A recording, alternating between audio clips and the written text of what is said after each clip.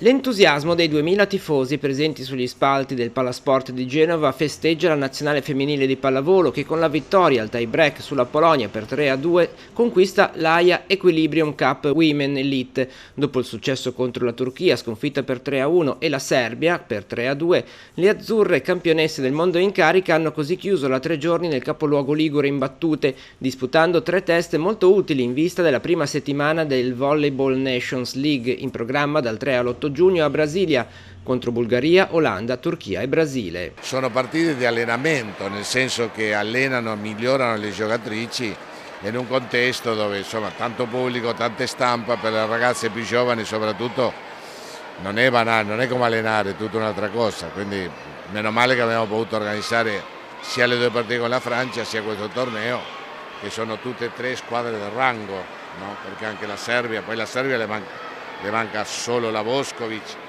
e la palleggiatrice che non credo che giocherà tutta la Bonelle, che giocherà le fasi finali solo, mentre la Turchia le mancavano molte, anche loro erano piene di giovani.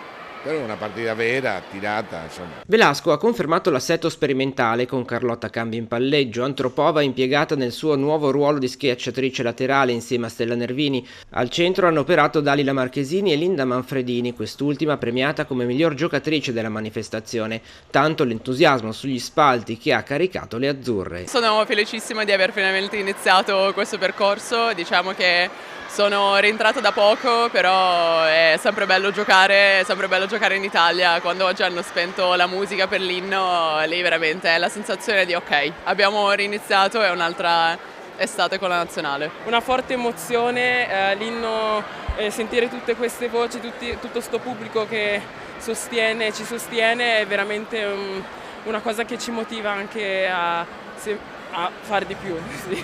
Mi sentivo benissimo, quindi anche da parte del pubblico ho sentito tanta carica, quindi questo mi aiuta a essere più sciolta e a essere aggressiva.